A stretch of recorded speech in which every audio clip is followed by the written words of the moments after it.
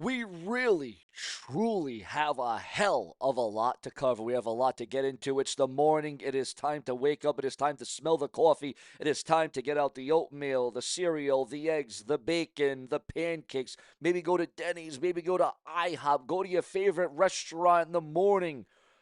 But as long as you're spending it with the brash and the brazen, that's all that matters to me. It's so crucial to become a channel member to help save and secure my future on this very website. And remember to comment and interact and like the video. And also become a channel member today or send a super thanks in the comment section below the video. A super thanks, again, helps keep Seanzviewent on YouTube. You keep the pedal going. You keep it going. You don't want it to backpedal. You don't want to backpedal. You want to fall off. You want to stay on track with your supreme Seanzviewent entertainment. Now, as we always do, we get your review each and every week of Raw, the red brand on Netflix, and then we get your review of SmackDown on the USA Network. Now, let's not make it hurt. What did you think about last night's edition, the installment of SmackDown? Were you for it? Were you against it? Did you like it? We go by the weather. Now we know the summer's almost here. What did you think about SmackDown last night? Was it sunny? Was it cloudy? Was it hot? Was it drizzly? Was it frigid? What was your overall thoughts, feelings? What was your emotions coming out of SmackDown last night? I would appreciate everybody. Don't be shy. This is the time to get it out. This is the time to say it. This is the time to let everything be said right now. Put it all out on the table. What was your opinions and your feelings on SmackDown last night? What was the moment? What was the match of the night? What was the mic work of the night, if any? We all saw the Wyatt 6 return to SmackDown last night. Were you anticipating and expecting that? Now, I said in an earlier video, before it was out there, I said that Eric Rowan was in town for SmackDown. But at that time, my sources said it was not confirmed if he was going to show up to SmackDown. Well, the world saw, and what a time for the Wyatt 6 to return to the blue brand of SmackDown in WWE. And I'll tell you why, what a time it was. The timing couldn't have been any better, couldn't have been any more correct, couldn't have made any more sense. It was Bray Wyatt's birthday just yesterday. They returned on Bray Wyatt's birthday, ladies and gentlemen. Yes, indeed, they did. And you know what the really eerie thing about that is? Bray Wyatt was born on May 23rd, 1987. But sadly, on May 23rd, 1999, Owen Hart also fell to his death and died. And boy, was that horrible. Boy, was that tragic. Perhaps the most tragic day in WWE history as concerns a death and coming out of nowhere. And, for the people that say, oh, that's Vince Russo's fault or it's the WWE's fault. Oh, the WWE wanted Owen Hart dead. No. How can you blame Vince Russo for Owen Hart's death? He was a writer. He was in the creative department. Vince Russo put pen to paper. So for you to say, oh, yeah, Vince Russo killed Owen Hart because he wrote him in to make an entrance, a dramatic entrance from the rafters. Unbelievable. You got to be sick and sinister to say that it was Vince Russo or even the WWE. They wanted him dead. They wanted to get revenge on Bret the Hitman Hart. And no. Listen, the WWE have done some dastardly things. They've done some questionable things, okay? But at no time did they want Owen Hart dead.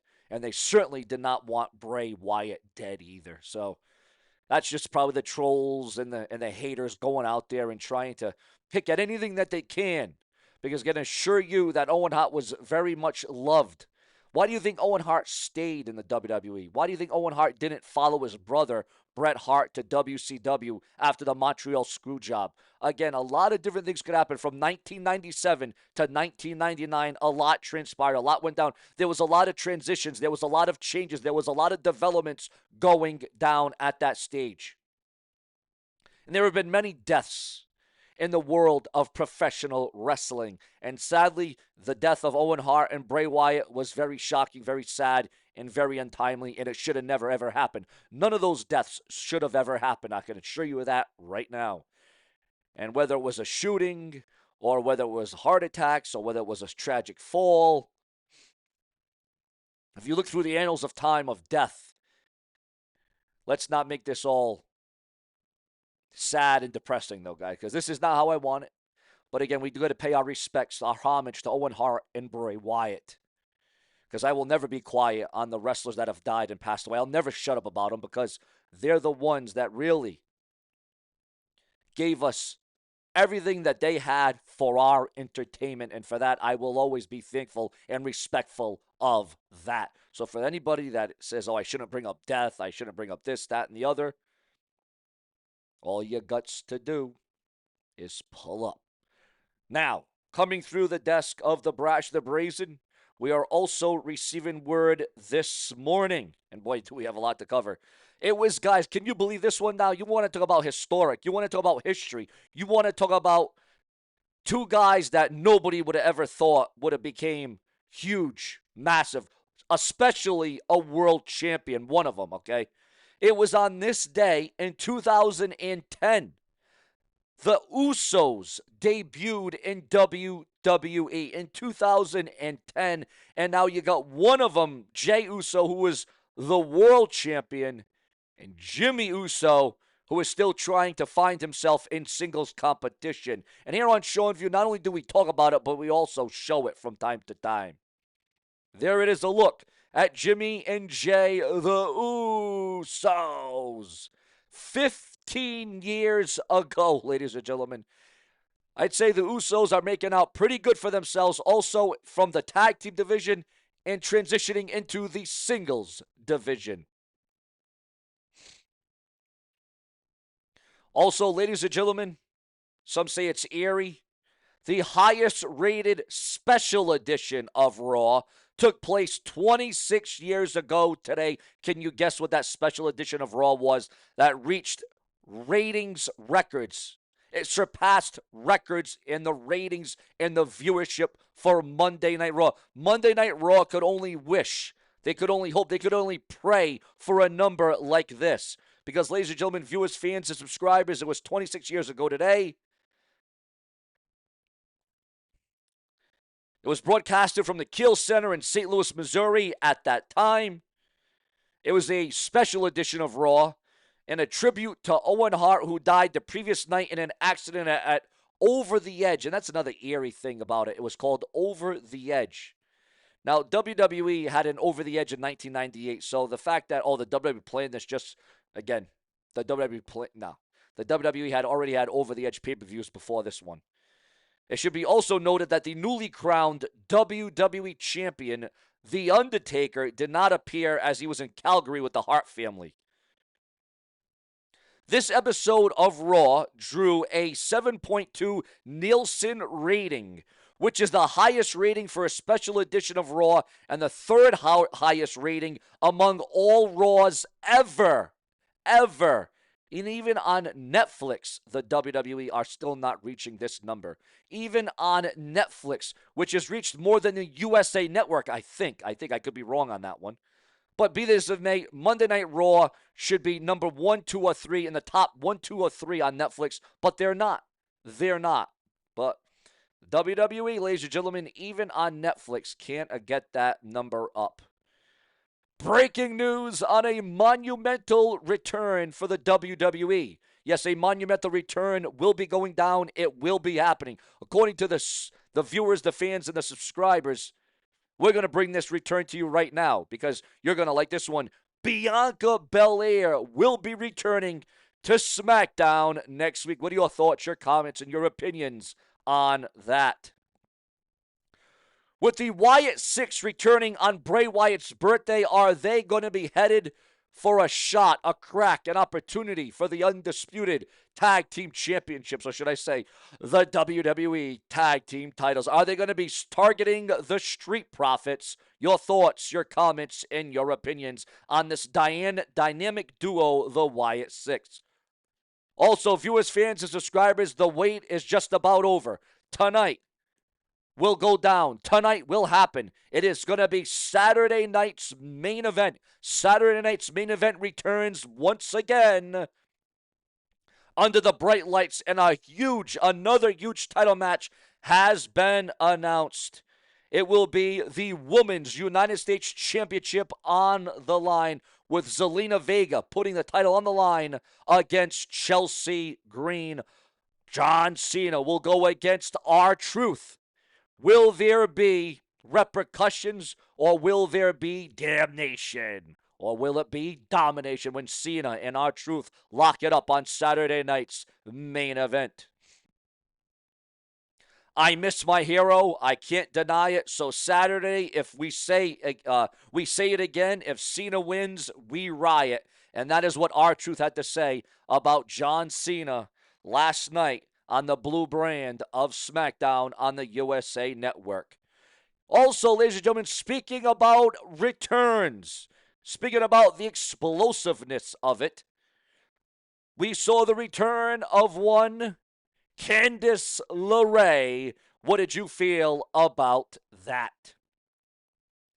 Also, viewers, fans, and subscribers, it has been announced, it has been said, it has been seen on WWE. The first match has been announced for WWE Worlds Collide, and it is going to be a special attraction 6-man tag team contest.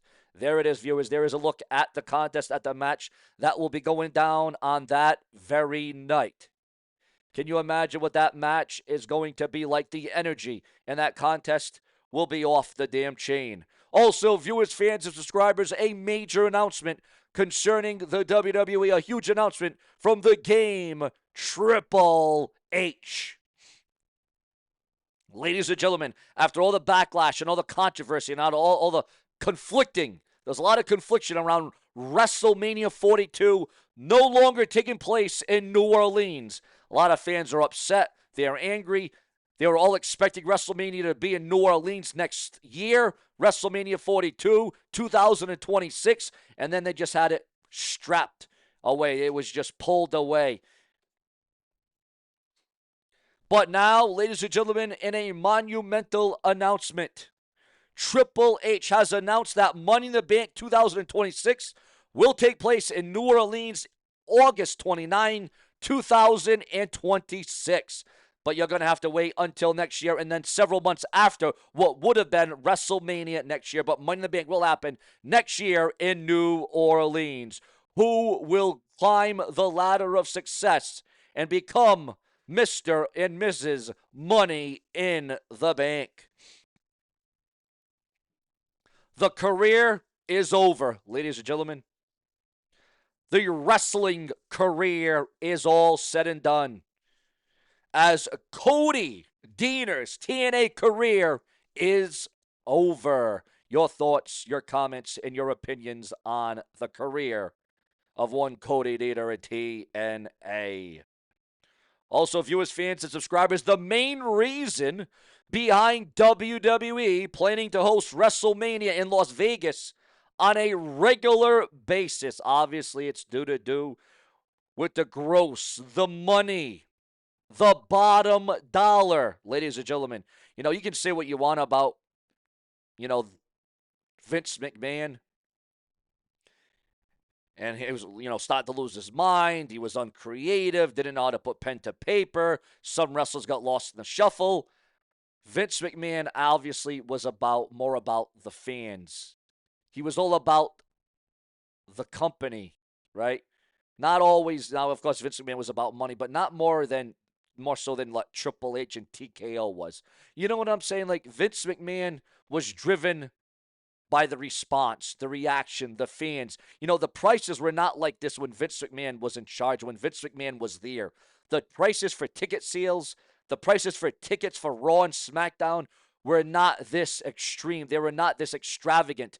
I mean, again, you have to take out a damn loan. You have to sell your organ just to go to a Raw, SmackDown, or a PLE. It is absolutely ridiculous. Ever since Triple H has been in charge and ever since TKO took a chokehold of the WWE, the prices have been astronomical.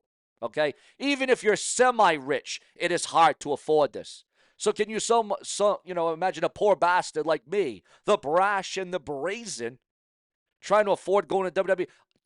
Seats, and this isn't even front row. This is even front row. Seats in an arena that were once $400 to $500 each are now $1,000 each. Yeah, exactly. Absolutely sick, sinister, and repulsive. The ticket sales have been ticket sale. There's no sale with this one, viewers. There is no justification of this one, let me tell you. Especially when Raw isn't even 3 hours anymore, and you're still expected to pay $300 to $400 to $500 more per seat per ticket from where they were just several years ago when Vince McMahon was there. Again, the WWE, I don't know. I think they're more about that bottom dollar. They're more about that dollar than the fans now, okay? And here's the sad part about it is, listen, credit to the WWE. There must be a hell of a lot of rich people out there because they keep selling out event after event after event. But I'm gonna give you a little theory, Austin. I'm gonna give you a little theory as to how these Raws and SmackDown and PLEs, they're selling out. They're selling out like hotcakes. Well, Sean, if the ticket prices are so high and so outrageous, how is WWE selling out every event? Well, let me tell you something. The WWE have cut back extremely on house shows, on WWE live events. The events that are just for the audience and not for the fans at home. Just for the audience. They're called house shows. They're called WWE live events or WWE live, okay? They have cut back huge on live events. So now they're focused more on Raw, SmackDown, and PLEs. So they're going to, so I guess there's a little bit of money being saved there. So that's just one of the theories that I have as to how people can afford this because, say they come to Boston or New York 3 to 4 times a year. Now, with them not having live events, 2 out of those 4, they're just having a Raw or a SmackDown or a PLE. So that might explain something. It could definitely explain something. But I'm not, an analyst. I am just the rumor guy. I'm just the suspicious. I'm just the speculative. I'm just the headline guy. I'm the headliner. I'm the motivator. I'm the translator. I'm the breaking news guy, okay? Well, I'm not happy. Listen, I'll be honest. I'm not happy about Alberto Del Rio possibly coming back to the WWE, but I am happy about this. At least this is going to be justified. WWE is expected to book Alberto Del Rio to lose his title. That's smart. That's a good thing. Great booking this. Again, I hate Del Rio. I'm not for him. I'm against him. I don't think he was a good heel. I don't even think he was a good guy, honestly. Really don't think so. If you've been a subscriber, listen, I've been on here for over a decade. I've been doing YouTube for well over 10 years. I have been here for each and every one of you. Come, go, or new. I are still here. And I thank you if you're still here. Because, boy, what a ride it has been. It has been an uphill challenge. It has been a battle. It has been the throttle. But Del Rio being booked by the WWE to lose his championship, to lose his title, I'm all for that, baby. Yeah. If anyone deserves to lose a championship, if anybody deserves to lose a title, it is Alberto Del Rio.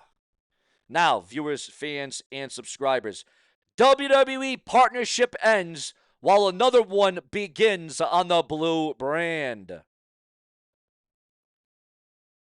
Also coming through on the brash in the brazen, why Las Vegas may be pushing to keep WrestleMania long term. Well, I wonder why. The focus, the money, the value, okay, the popularity. Las Vegas may have scored big with WrestleMania 41, but according to the dirt sheets, the websites, and the newsletters, and one Dave Meltzer, there's a deeper reason why WWE might be sticking around Vegas. On Wrestling Observer Radio, Meltzer broke down why WWE in Las Vegas could be a long-term match. And it goes beyond flashy stadiums and packed crowds. Really, really. The city is experiencing a serious dip in international tourism, and that is hitting its economy.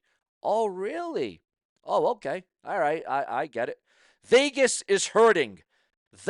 Which is actually the part of the story that no one's talking about, is Las Vegas is hurting, and they did. And also that Vegas did so well that weekend with WrestleMania this year. with all those tourists. The thing that's really hurting Vegas is that, people from foreign countries are not coming. Even with WrestleMania selling out both nights, the usual flood of fans from across the globe wasn't there. Meltzer noted that this year's crowd looked far more domestic than past manias, pointing to a shift that could have major implications. Wow. So there you go, viewers, fans, and subscribers. With the Wyatt Six wreaking havoc in WWE, what will be the fallout from that? We're going to have to wait and see on that one. Also, WWE NXT's Carmen Perdue flexes new Mercedes GLC after saying goodbye to her beloved Ghost.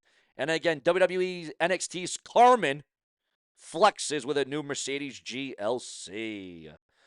R-Truth fires back at undisputed WWE Champion John Cena with a bold message ahead of Saturday night's main event. And what will be the main event of tonight's Saturday night's main event? The final betting odds have been revealed for tonight's Saturday night. Now, I'm not a betting man. I'll go to the casino here and there, but in today's day and life and era and world where, you have to take out several loans to go to food shopping, I'll stay away from being a betting man, viewers. Will Ospreay claims that AEW is on WWE's tail after just 6 years. Really? Really? Really? AEW is on WWE's tail? They're just a little behind WWE. They're just about there. They're breathing down the WWE's backside. They're breathing down the neck. They're just about going down the throat of the WWE, according to Will Ospreay. Really? Wow, that's news to me that AEW is that close to the WWE. They are just inches, maybe seconds away. In the early part of AEW, the first 3 or 4 years, yeah, they were, I'll admit that, I'll say that. The first 3 or 4 years of AEW, awesome, off the charts, spectacular, monumental. Some would say AEW was better than WWE as concerned, stories and angles and wrestling and characters and developments and the angles and the storylines and the story and all that. But I'd say over the last couple of years, AEW has lost itself. AEW needs to find itself. Now, some would say that's because CM Punk and Cody Rhodes left AEW. Some would say that is when it began to fall apart. That's when the wheels fell off the wagon for AEW, when they lost CM Punk, when they lost Cody Rhodes, when they lost Malachi Black, when they have lost a lot of talent, has AEW, but you cannot just blame it on the talent. You cannot just blame it on the wrestlers. Okay? You got to look far and wide. You got to look beyond. You got to look beyond that, viewers, fans, and subscribers. So AEW has lost itself, and quite frankly, AEW needs to refocus. They need to go back to the drawing board.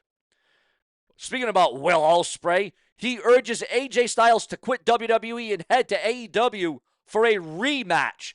Would you want to see a rematch between AJ Styles and Will Ospreay? Your thoughts, your comments, and your opinions. Also, ladies and gentlemen, the world of wrestling where it concerns being shot and killed, wrestlers have, past, present, and yesteryear. I mean, look at what happened with the Von Erichs and shootings and killings.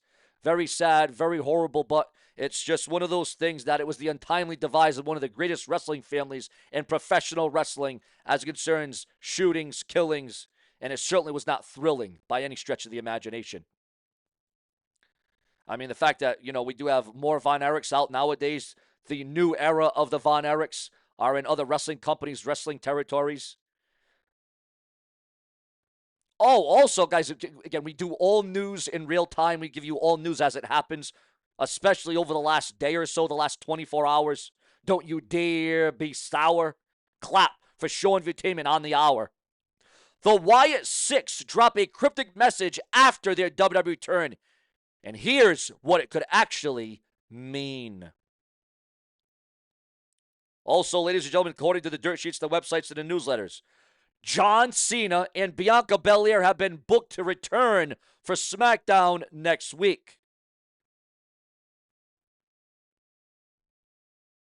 LA Knight wins men's Money in the Bank qualified match.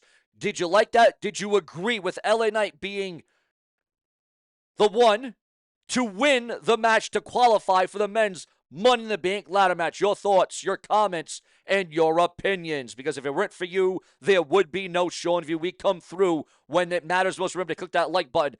WWE streaming value has been called into question as Backlash fails to deliver. Wow, WWE being called into question. Wow. Wow, viewers. WWE NXT's Ariana Grace loses debut match at TNA Under Siege. Wow, guys. Imagine losing your debut match. And what did you think about TNA Wrestling's Under Siege pay-per-view last night as it went down at the CAA Century in Ontario, Brampton, Ontario? This was a big night for TNA, and it was also a very special night for Ariana Grace. But she lost her debut match in TNA, and some would say that was a disgrace. Plenty more to come where we keep you in the know and glued to your screens because you mean everything to me. Subscribe today because if it's not brash, well, then it's trash. We are going to flex into the next several hours, and make sure to check out Seanzviewent Entertainment as your flex, your destination, your reigning home for all WWE, and we even spice in some AEW and TNA from time to damn time. Seanview is here, and that's pretty fair. Later, and make sure to stay tuned to this channel day in and day out by the hour, because that certainly is not sour. Later.